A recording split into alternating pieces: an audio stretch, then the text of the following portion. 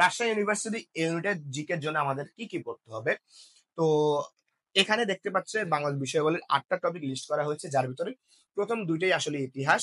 এখানে হচ্ছে আপনার প্রাচীন ইতিহাস থেকে শুরু করে দেশভাগ পর্যন্ত, আর এখানে পাকিস্তান আমল, ভাষা আন্দোলন এবং মুক্তিযুদ্ধ। তো এই 2টাই আসলে ইতিহাসই বলা যায়।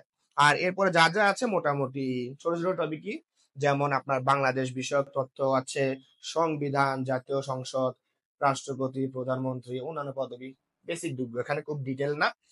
নদ নদী, হাওর, বিল, পাহাড়, পর্বত, ভূপ্রকৃতি এবং জলবায়ু। এরপরে কি আছে, আঞ্চলিক নাম, পূর্ব নাম, শিক্ষা, জনসংখ্যা, উপাধি, নৃগোষ্ঠী, বাংলাদেশের সম্পদ, ভাষা, সংস্কৃতি, ভাস্কর্য, চিত্রকলা, স্থাপত্য, দর্শনীয় স্থান, পুরস্কার দিবস, খেলাধুলা, বিভিন্ন প্রথা, উক্তি।